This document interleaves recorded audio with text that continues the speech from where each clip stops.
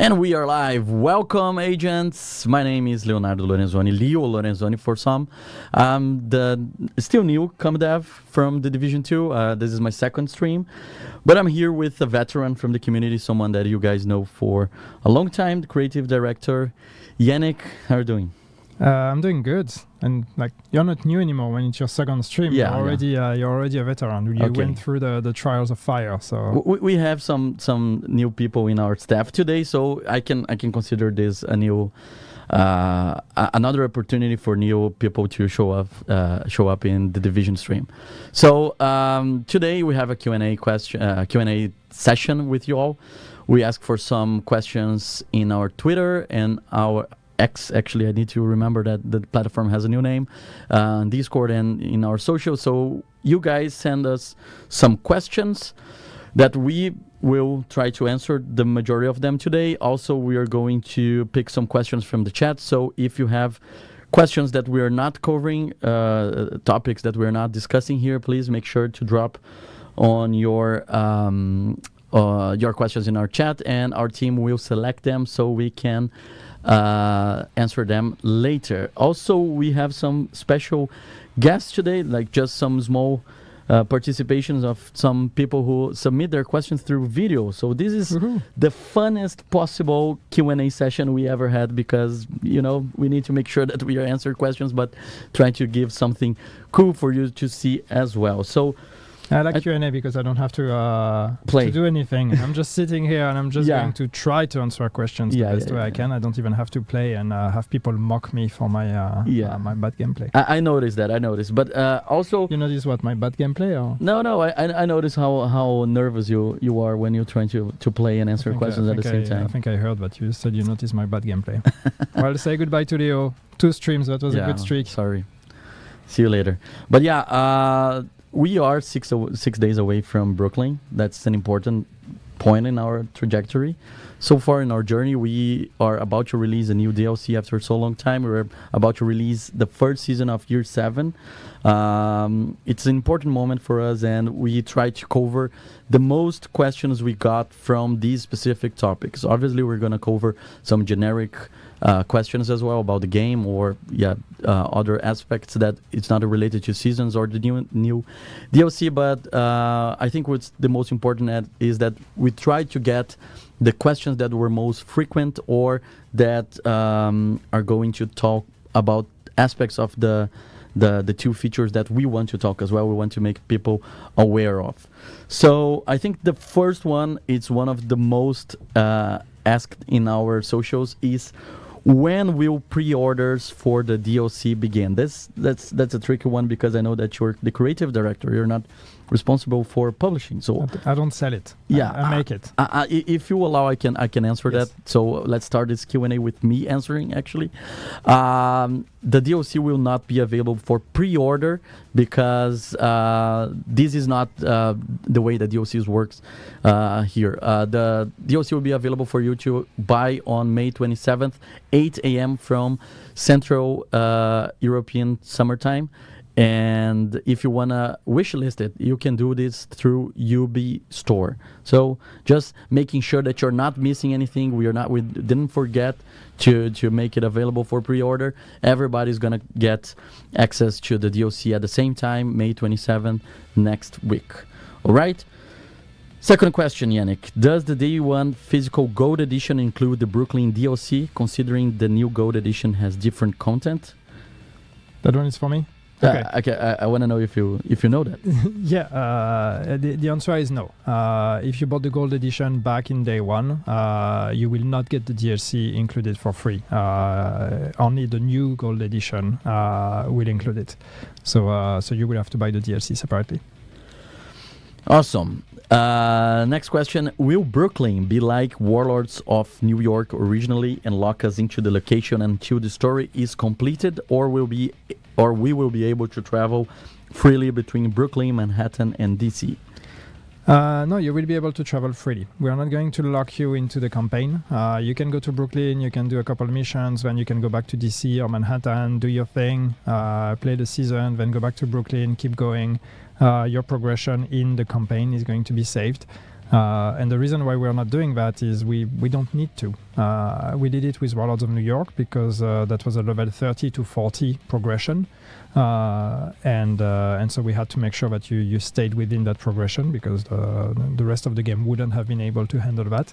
But we don't need that with Brooklyn because it's all level 40 anyway. So you're free to. You don't have to do it in one go. You're free to move as much as you want. Perfect. So now we're going to talk more about the story of this DLC. I would like to ask you to not spoil it for me because I haven't played Brooklyn yet, Okay. and I guess the majority, if not all, of our audience tonight has not as well. So I think I mastered the right progression for Division 2 because since I joined Massive, I've been playing on my free time, and now I'm reaching to the end of the main campaign. So I think going to Brooklyn like next week is gonna be like perfect mesh into this. Are you level 40 yet? No, I'm not. I'm level 26 maybe, so I have this weekend to finish, and Just let's see. 14 levels in 1 weekend. I'm sure somebody can carry you if you want. Yeah, for sure. I'm guess my wife is gonna be super happy with me grinding all of those levels. All right, so let's talk about some of the story aspects. But the first question we got is actually from a player. It's from Hunter451. And that's the video he recorded. So let's see what he prepared for us. Hello, Division Team. Hunter451 here with this lovely backdrop of Utah behind me. My question for the team is, with the theme of sometimes you have to go back to the beginning in order to see how far you've come, can Division 1 veterans expect subtle nods to their old characters, or maybe even some story that perhaps was cut from the original game? Thank you. All right. Nice. Beautiful landscape. backdrop there. Yeah. Utah. Okay. With the watch. Do you have a good answer for that? Because Brooklyn is the place from the beginning of Division 1, so the story must be at least, I wouldn't say connected, but like people will recognize things, right? Yeah, I mean it's we're going to Brooklyn for a reason. It would be a missed opportunity to go to Brooklyn and not have any references to Brooklyn as we knew it or last time we saw it. So I'm sure you all know that, but Brooklyn was where the adventure began in the Division 1. This was the tutorial area in Division 1, and that part of the map it exists in the Brooklyn DLC. We rebuilt it. We've remade it entirely.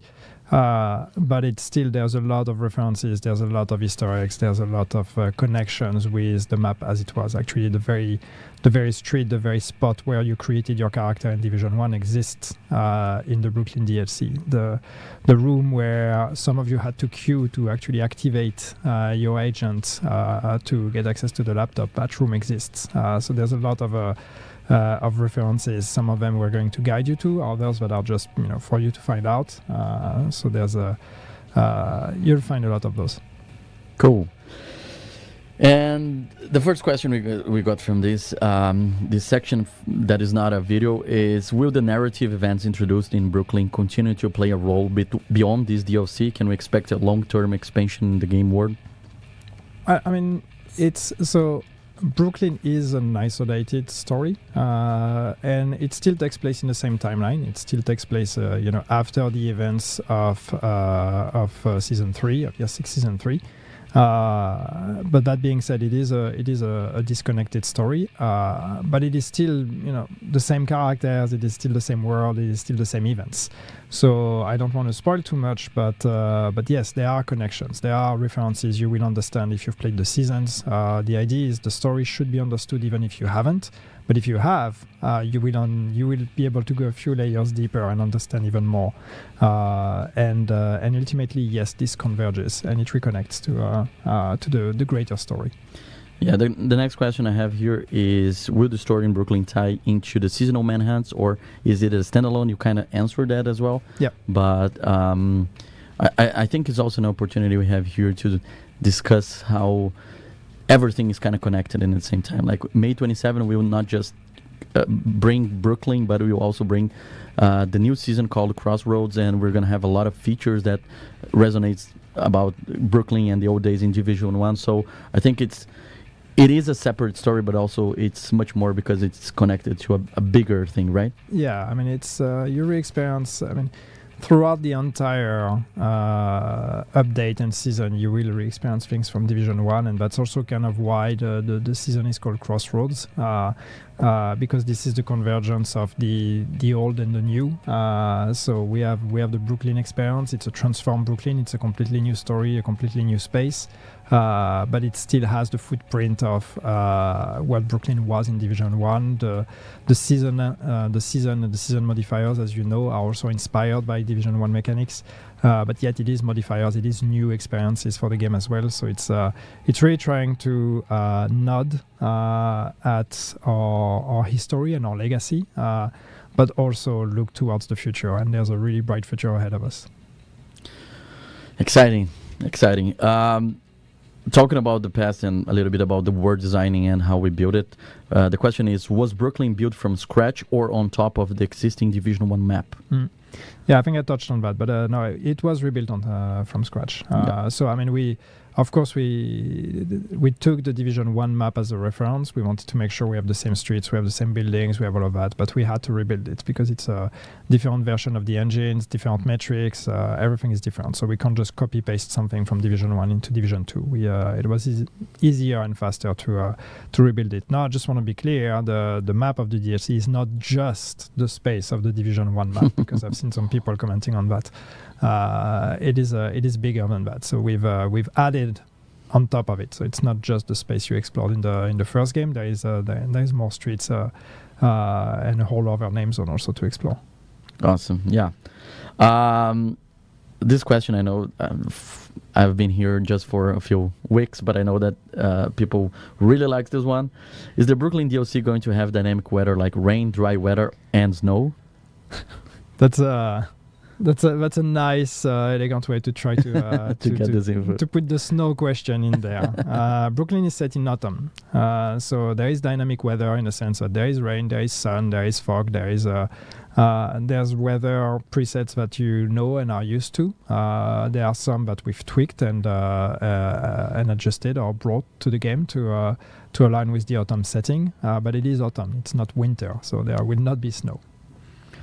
Okay, another question that I've seen a lot as well. Is there a land connection between Brooklyn and the downtown areas?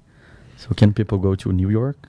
No, you can't. You cannot directly travel between Brooklyn and New York. You will have to fast travel for that. Okay. Next question. Are there any plans to make proper use of the Brooklyn map after we finish the storyline, such as daily, weekly projects, invaded missions, etc.? So I think about the replayability of the DLC, right? People will purchase the DLC next week and they will speed run the campaign, what we can offer to them later. Yeah, there's a lot of replayability in the DLC. First, excuse me. When you finish the story, there's more to unlock. There's more exploration. There's collectibles. There are world bosses. There's a hunter. So there's a lot more to discover and to unlock if you want to complete it 100%. But after that, there is replayability in a sense that you can replay the missions. We talked about the world missions, which is our new version of side missions, are replayable. They are replayable with difficulty settings. So that you can do. We also have targeted loot that is actually added there. So that's going to be interesting, especially with the world missions, because they are bite-sized, very short. Especially in replay, they're probably going to get shorter and shorter as people get more used to speed running them. So that's going to be probably a very efficient way to get targeted loot. And then that's also going to be, if you own Battle for Brooklyn, that can be integrated into the rest of the experience. For example, you will have or you can have priority objectives in Brooklyn. So if you want to play and grind in Brooklyn, you can do that. Now we're not going to have invasion as in the Washington map. That's not something we're planning to bring, but there will be the systemic replayability that you can expect from the game. The open world also has all the living world systems. And then, depending on how it goes, we could potentially expand on that and add more things to Brooklyn if people really want more reasons to come back to that map. All right. Now the question is, we will see a new incursion coming as an off-site mission in Brooklyn later on? That's not the plan. And if we were to do another incursion, I don't think we would necessarily limit it to Brooklyn, but be more interesting to have something that is available to everyone. But we're not planning a new incursion right now. Okay. We will see more than one exotic item in Brooklyn? No, we've just made one exotic item. We don't necessarily want to have too many exclusives behind what ultimately is paid content. We made that one exotic item because we thought that was a fun opportunity also to have something that is thematically, gameplay-wise related to the DLC itself. It's very much about status effect and fire and how do you fight fire with fire.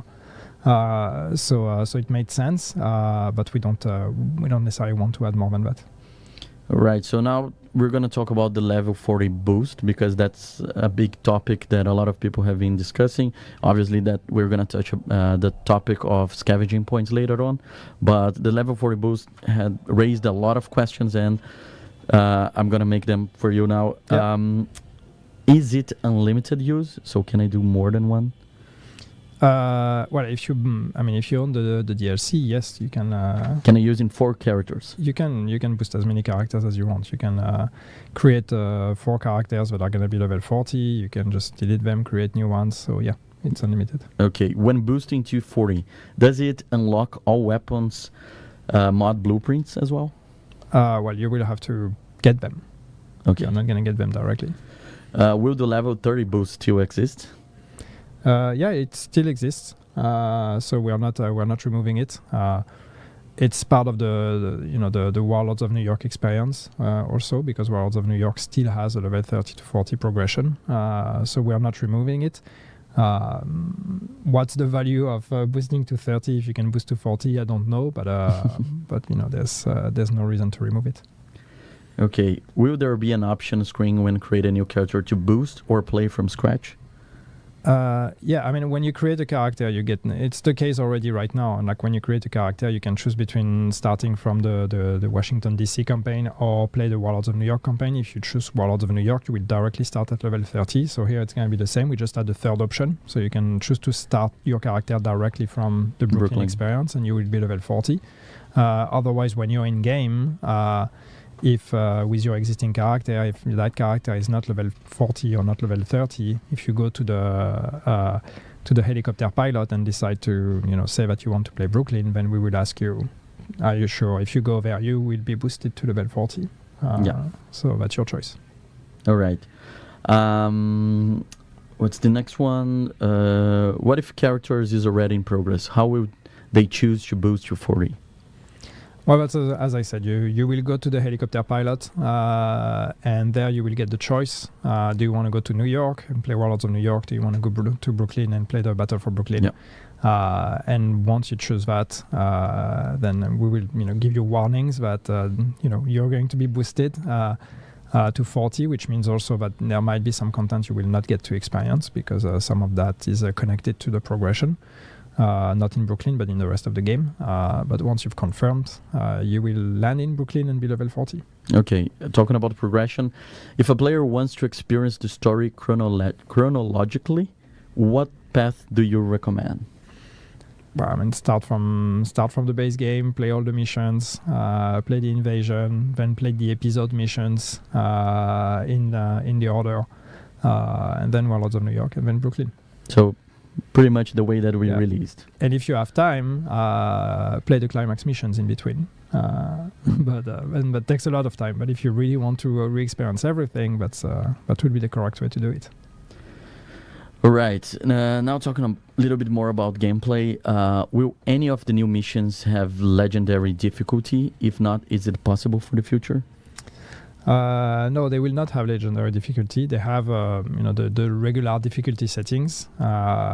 As to adding more legendary, and I think that's not just for Brooklyn, that's for the game in general. That's not off the table. We just need to find the right way and the right time to do it. But that's something we're interested to explore. Now, a question that I got a lot in our forums, and also I've been seeing in the chat as well. Given that we're returning to Brooklyn, will the Lexington be brought back for players who miss it? Maybe. Okay. Maybe not Brooklyn itself, but yeah, we may bring it back here. Okay. What can we expect from this DLC that the first one in New York didn't have? That's a very big question. How many hours do you have? No, I mean these are two very different. These are different things. It's a new story. It's a new map. It's a new setting with Autumn. There's some new gameplay ingredients. You have a new skill. New York had new skills as well. Brooklyn has a new one. It's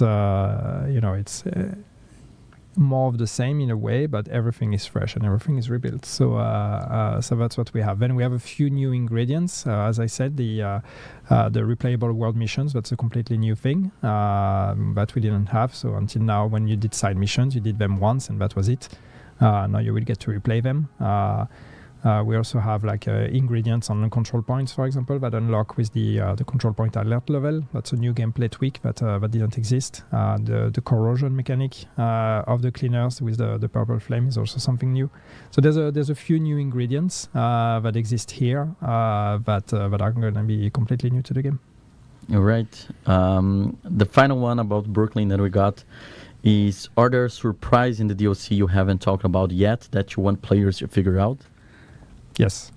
I think, if we haven't mentioned yet, it's because we really want you guys to go there. So yeah, there's the surprise about. Then it's not a surprise. There are some, yes.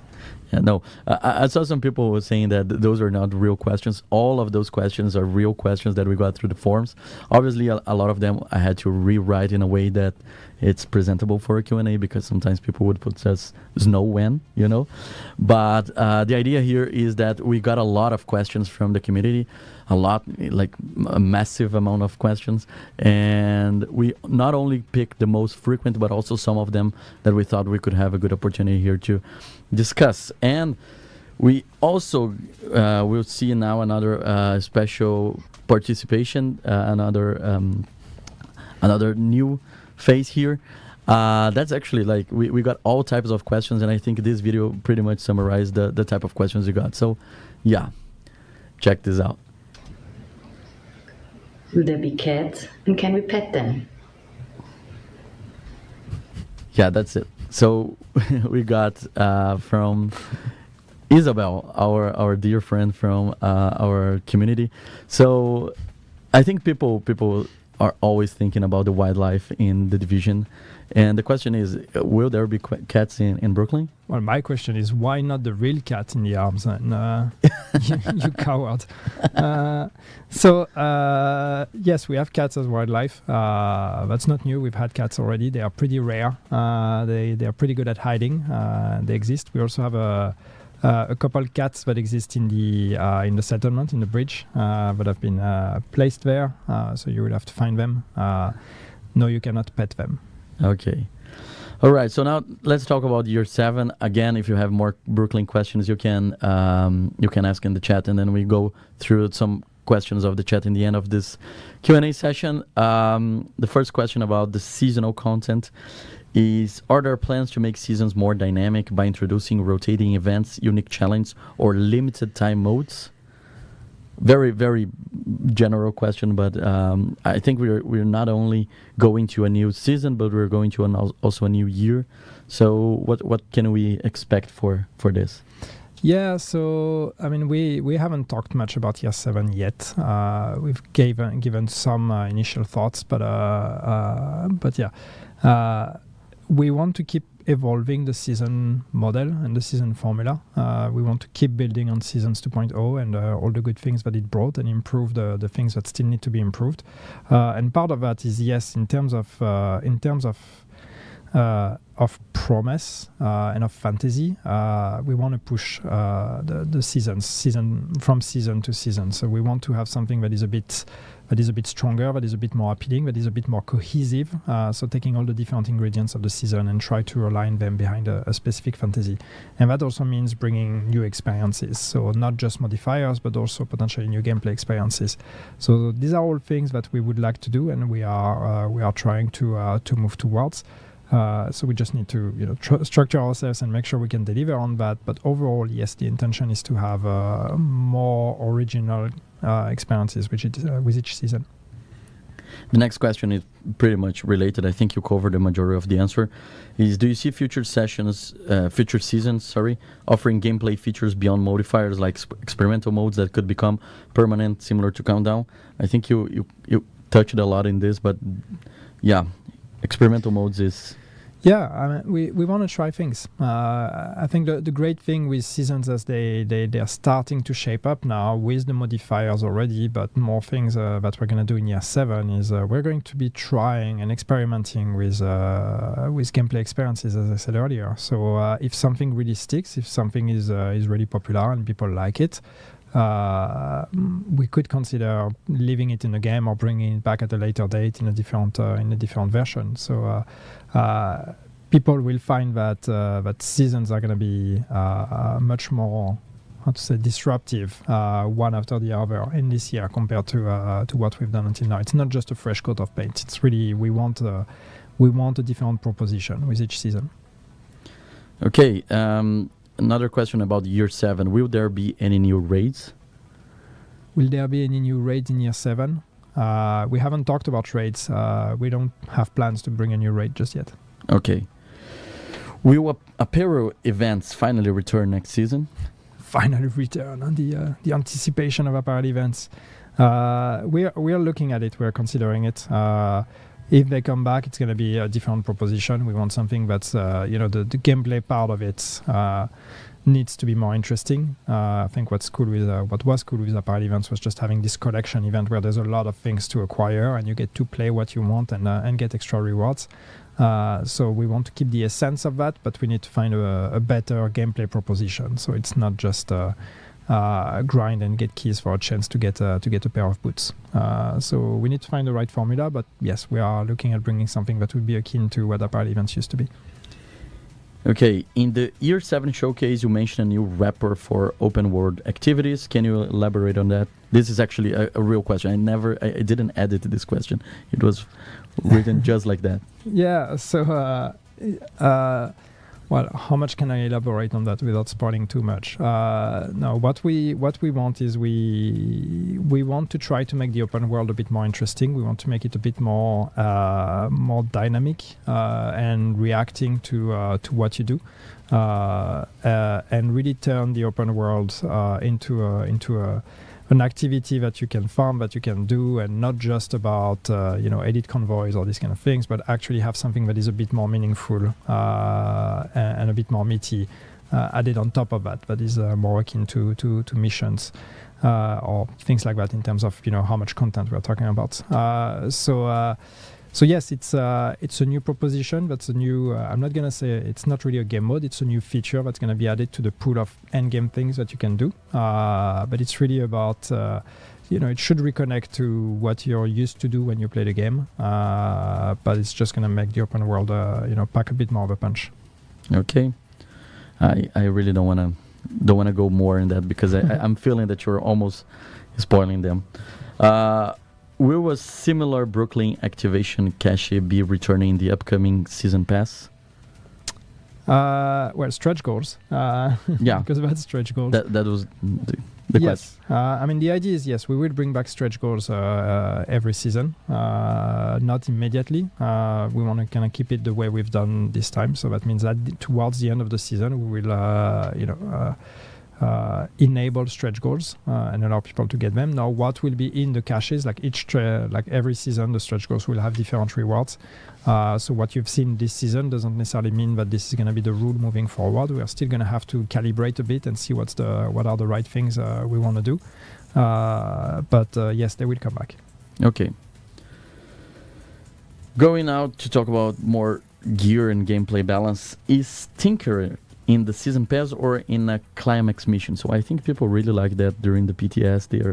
they're eager to know when they will be able to play with. So, season pass or climax mission? It is climax mission. Climax mission. So you need to wait till the You end. have to wait a bit. Yeah. Will all existing blueprints, exotic and non-exotic, be farmable in the open world and no longer locked behind modes like descent? I mean, most blueprints are farmable.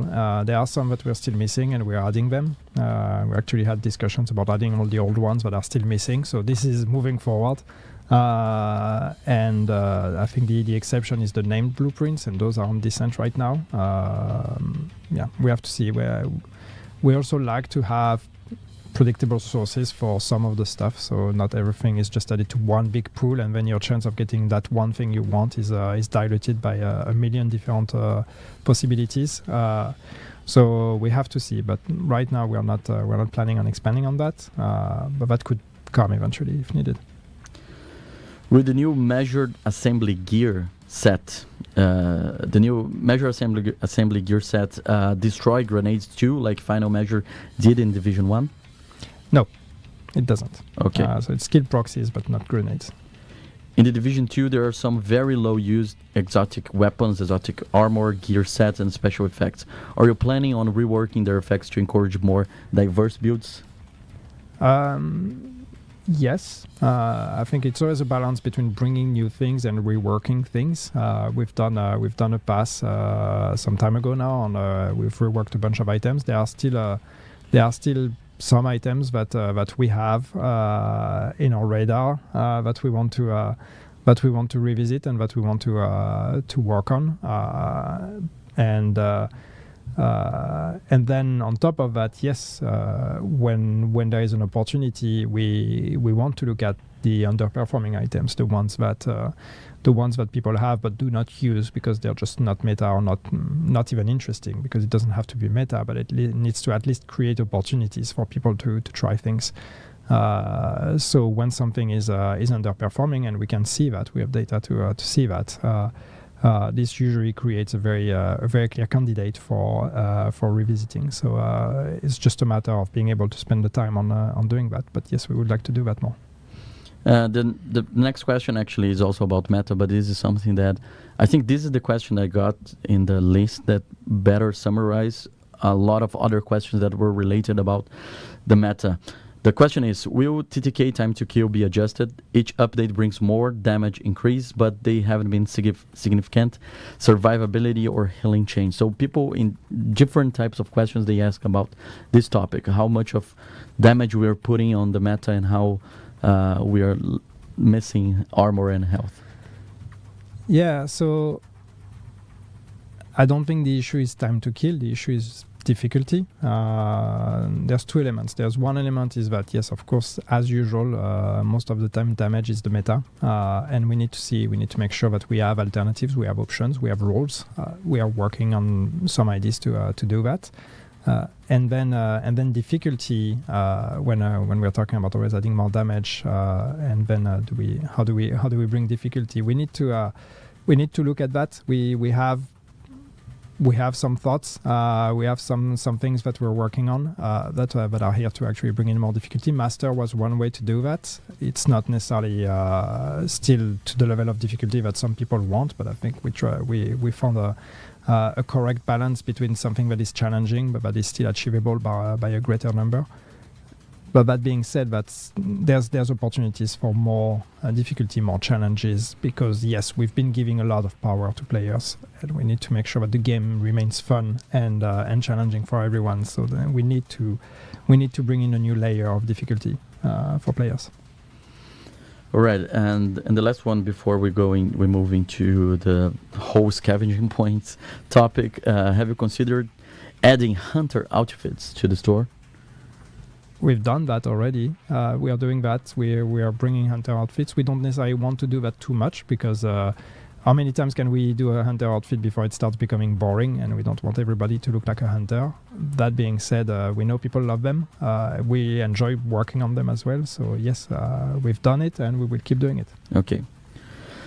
All right, so now we're going to talk about scavenging points. I think that's a big topic that we release the dev notes. We're trying to address and make the communication the most transparent as possible, understanding that you guys are eager to know how it actually is going to work, understanding that it's an ongoing process, that we need to perform a lot of fine tunes in tweaks in how we're doing that. And we got some of the questions that you mentioned about scavenging points here.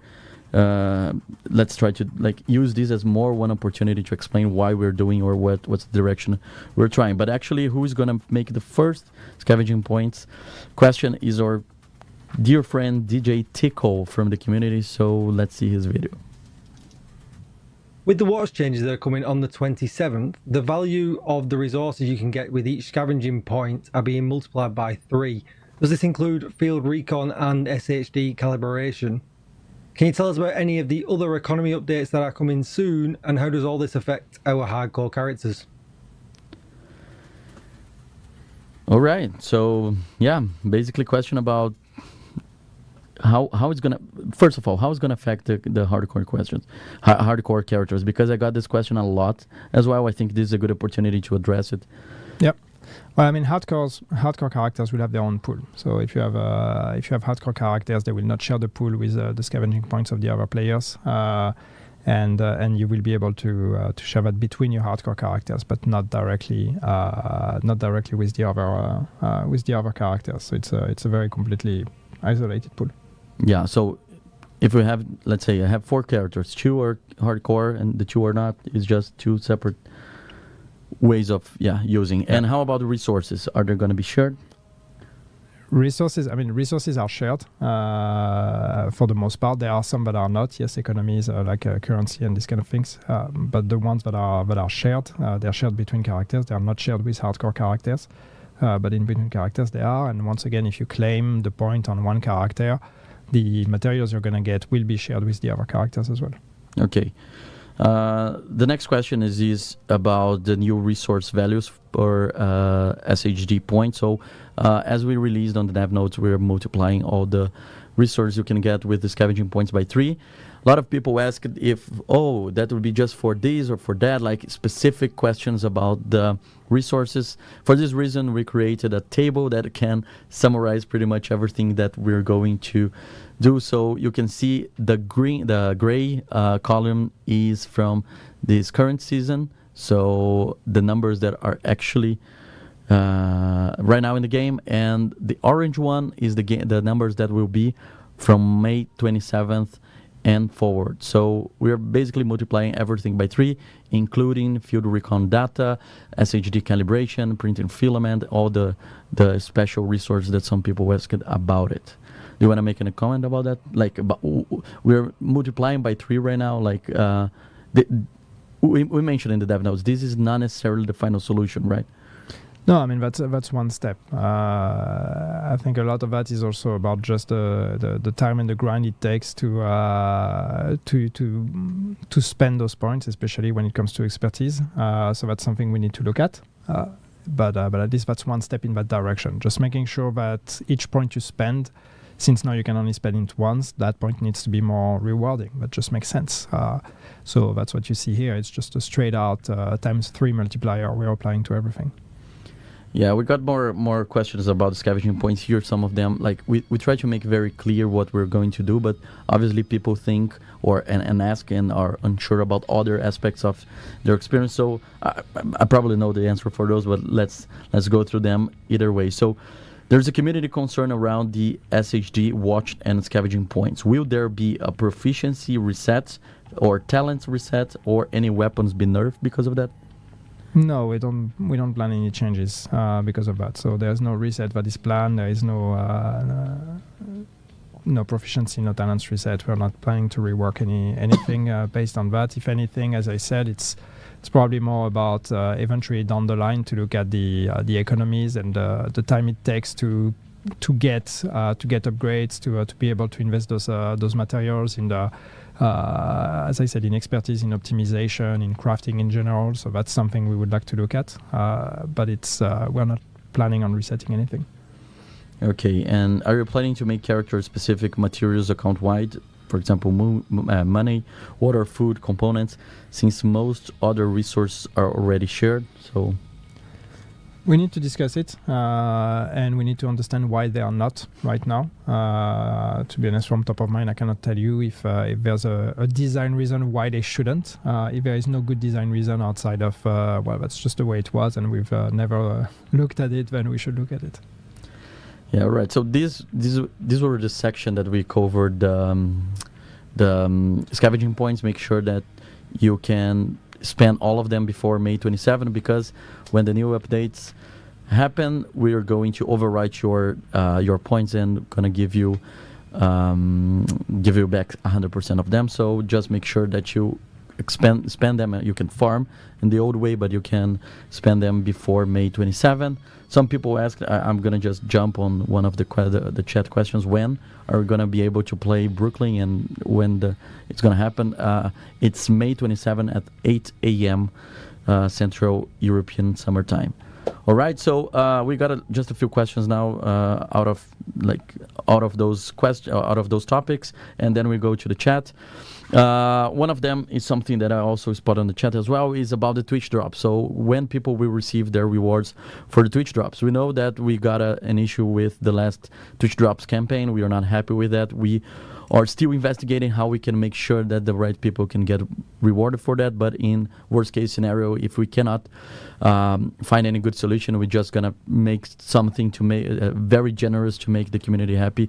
We're not going to prevent you from getting what you wanted. So we are still investigating, trying to make sure that we're exploring all the options, but obviously we are not going to just make people forget about that. We are aware that we need to fix it, and we need to compensate for that as well. Okay, another question that I also saw in the chat as well is, will you be removing the 999 exotic components from players who receive them via the glitch? No, we're not planning to. All right. We're not planning to. And as to the next question, which I will also just read directly, if players will be banned for exploiting the glitch, no, that one is on us. So we don't plan to punish the players for it. And finally, what tools are being used to reduce the number of cheating players? Many reports seems to lead to no results. This is something that obviously, like, there's always a discussion. It's normal for live games about cheating. I think it's this question is an opportunity for us to talk about what our anti-cheat efforts and what we're doing and how things work from here. Do you want to elaborate a little bit about that? Well, it's going to be the same reply as usual, and I know it's never satisfying for everyone, but I cannot give you the details of the tools we use because for obvious reasons, the more we pull the curtain, the more we make it easy for people to retro engineer and deconstruct our cheat protection and bypass it. But yes, we have a combination of cheat prevention, but does not allow people to actually use cheat engines in the game. That doesn't block all of them, but that blocks a bunch. And then we have our own detection tools that also allow us to see when people are cheating. And with that, then we're able to detect. Reports help. That doesn't mean that when you report someone, even if they're obviously cheating in front of you, that doesn't mean we're going to be able to necessarily take actions, because there's a bunch of stuff that needs to happen behind the scenes then that can lead to actually that player getting banned. So I know it doesn't always sound fair, and it is not always fair, because yes, sometimes you will see people that are cheating and we're not banning them. I hope you can trust that this is not because we don't care or because that player is a friend of ours or whatever. It's just that there's probably a bunch of reasons why that player has not been banned yet. It could also be that it can take some time. Okay, actually, I was planning to add more stuff, but I think you cover everything that I was about to say. So I think that's the section that we got the pre-made questions from the community. We asked them to submit their questions. Some of them submit their videos, and this is the first section of the stream. Now we're going to go through some of the chat questions as well. And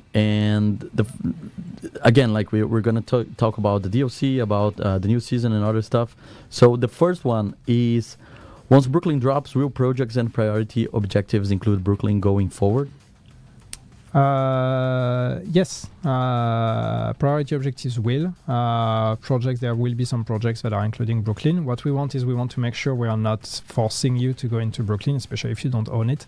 So it will always be an option. It will be an option if you own it. But yes, priority objectives will include Brooklyn. So you may roll a Brooklyn priority objective, and then you choose to do it or not. Another one about Brooklyn. Do we get 50 stash space with Brooklyn DLC? Yes, you do. Yeah, I know that people love stash space. Okay. Any way new cleaner fire can be added to old cleaner missions and control points? I think they're talking about the purple flame. The right? purple flame. Right now, the plan is to keep the purple flame isolated to Brooklyn. So it's an extra component. It's an extra gameplay mechanic that we're adding to the DLC itself. It's not immediately going to be added to the rest of the game. Could we reuse it in the future and bring it on occasion or for special events in the rest of the game? Why not? We could consider that, but it's not going to be just flat added to all the fire effects in the game or all the cleaner fire. That's not the plan. All right. Will there be any more SHG XP level events in the next season? Yes. Of course. Yes. Okay. People asking about new incursion. I think kind of touched on that, but I already said we don't have plans for a new incursion. any plans to update PvP? So this is for the PvP community. Hello, I see you, PvP community. I've seen you in chat already. Yeah. We haven't announced anything. We have some thoughts here and there, but we haven't announced anything on PvP specifically yet, and I have nothing to announce just now. Okay. Is there a chance to get turmoil knee pads again? Maybe. Same. I don't have anything concrete, but obviously for items that are popular like that and that people want to see coming back, we're always on the lookout for opportunities to bring them back. So I'm sure we will find ways to make them available again in the future. Okay, another one about, I think, will there be a cap on expertise at some point? Yeah, we're considering it. I don't know what I'm supposed to say that, but I will anyway. We have to see. We have to think of expertise in general. That's a system that probably needs a bit of a pass. But yes, adding a cap is something we're considering. Yes. All right. I think that's all the questions we got from chat that our staff team selected for us. We can go a little bit more through the chat. Will Brooklyn have a new stronghold? Not a stronghold. You have main missions. Some of them are longer than others. So there could be. I think the last one is a bit longer than the other one. So technically, maybe it could be a stronghold, but it's still called the main mission. Is Brooklyn map bigger or smaller in size compared to Warlords? No, it is smaller. I see comments on the cap as well. I've seen people talking about expertise in PvP and having to remove expertise in PvP.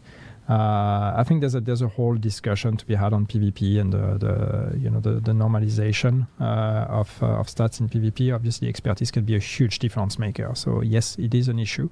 I don't know that removing it, kind of. Blindly is necessarily the solution, but it is something we are aware of, and we're trying to find solutions or think of solutions.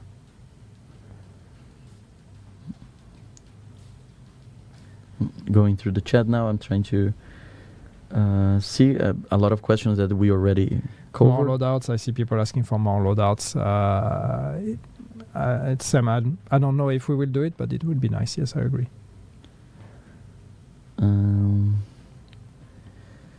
Some people asking for a trailer for season 7. We're not going to show any trailer today. This is just a Q&A session. But what we're going to have, it's a new stream before the new update, before Brooklyn and the new season. This stream will be much more fun with cool stuff to be shown, and I won't be here. And I want to be here, so it's going to be another ComDev. But yeah, it's going to be fun. I'm looking forward for it as well. So. I got the questions, and the other ComDev that will be introduced will come up with the nice stuff, the fun stuff. Open all, yeah, I've seen that a lot in chat. People asking for an option to open all boxes at once, or all the caches. So that can be for the apparel caches, or also all the caches you have in your inventory. Yeah, that's also would be nice. It's I think I know we've had discussions in the past about it with the team, and there's a lot of edge cases. So. It's something that is not as trivial as it may sound, because there's a lot of scenarios where if we don't handle that right, you could potentially lose the items when you open the caches. So we would need to be very careful with that. But I agree. It's on the list of things I would like us to do it at some point. When the DLC is available for purchase, May 27th. Will we ever see leaks again? Not in the form that they had, but I think there was something fun with leaks. We need to kind of look at them and see in what form we could bring back a similar experience.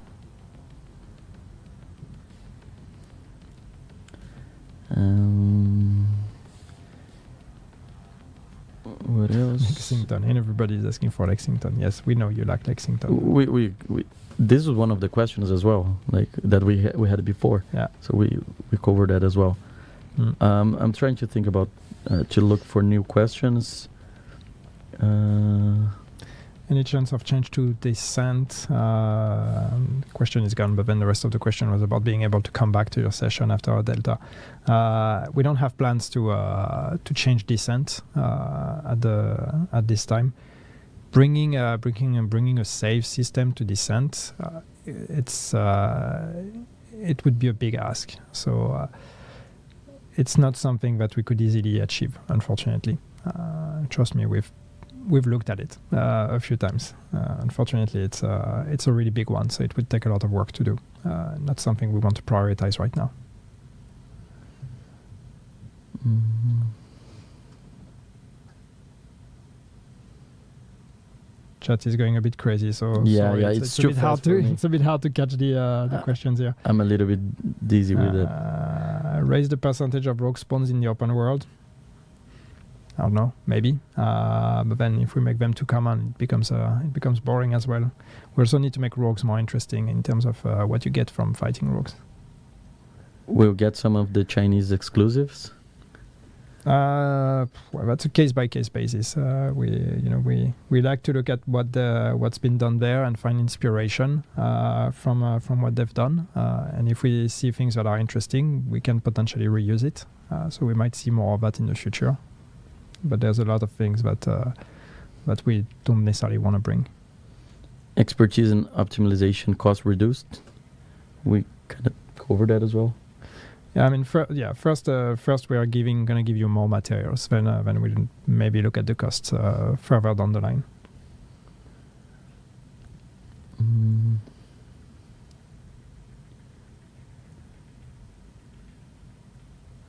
I see a lot of survival questions, so I'm not going to ignore it. We don't have plans to bring back survival. I've said it a million times. Yannick, your favorite meal? It's a personal question. It's a spot in the middle of them.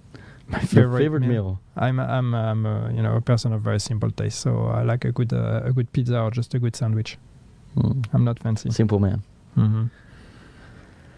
All right, we have 2 more minutes for the stream, so let's see what else we can get.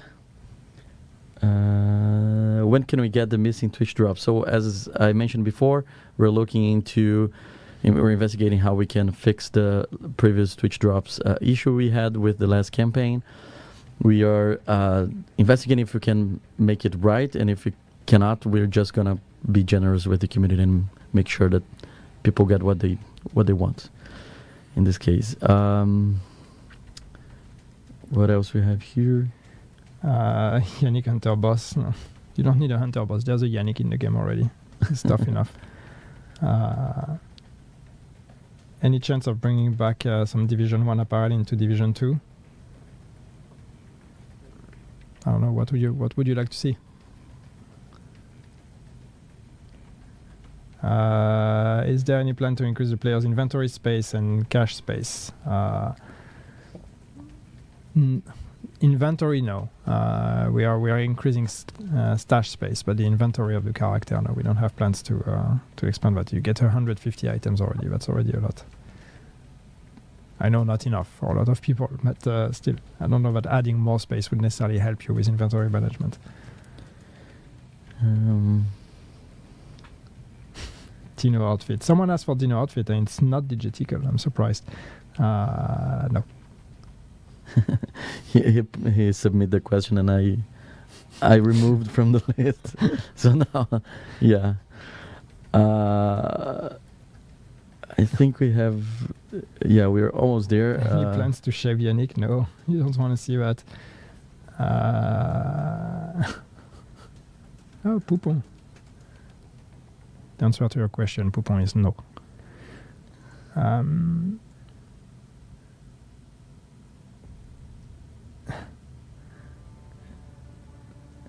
lot of repeated. I see a lot of questions for the open all cache option. So obviously that's an important one. Something we really need to look at. All right, let's see if I can get a final one now. Are the DLC main missions replayable? Yes, they are. What's the price of the DLC for Brazil? Honestly, I have no idea. I need to check out that information now. I'm living in Sweden, so I don't know. My store is in Swedish. Any plans to add new specializations in the future? No, not right now. And I know that the question that I've seen already in chat is people still asking for the spec revamp that we announced a long time ago. And the position hasn't changed on that one. It's still on ice. We still want to revisit specs at some point, but there's a lot of things we would like to do with the game, and we need to pick which ones we want to prioritize. And spec revamp is not the priority right now. Okay, I'm gonna pick one of the questions that actually was the first one we answered. When pre-order, again, the DLC is not gonna be available for pre-order, only for wishlist. So if you go to Ubi store, you can wishlist it. Otherwise, you can buy the new DLC May 27th, 8 a.m. Central European summertime. So with this, we finalize our stream. Thank you so much, Yannick, for your knowledge and your answers. Thank you, George, for helping us with the technical aspect today. It was George's first stream, so we are very proud of George. And obviously, yeah, it was a roller coaster, but everything was just fine. He's trying to stay focused. He's super He's trying focused. to not fuck up the the end ending of the stream. Yeah. No, maybe too soon. I really appreciate everyone who submitted their questions and their videos. We got a lot of questions. Those questions are also very helpful for us to understand what topics we need to address more often, or what answers we need to deliver to the community. So if your question didn't make to the stream, it's not a problem at all. We're going to go through them. Either way, we're going to try to identify points that we can be more transparent, or we can be more frequent in our communication. So I'm super excited. Only 6 days until we go to Brooklyn. We have season Crossroads. It's just 6 days. Oh my God. I'm so looking forward. It's been such a long time. Been I know working that a lot on of this for a long time. Yeah. And the Crossroads season as well will come with a new year 7. So we're going to have another stream, like I mentioned before, another stream that we're going to show more stuff that are coming.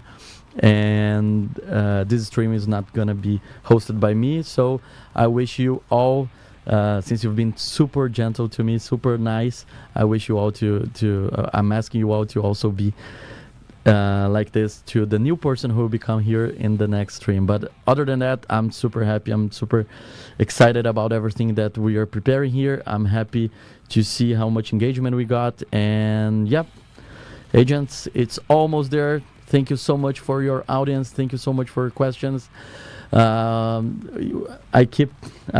keep an eye on everything that you mentioned during this stream as well. So you're not going to be forgotten. Okay. Again, thank you so much. May 27 is almost there. See you next time, and bye-bye. Thank you.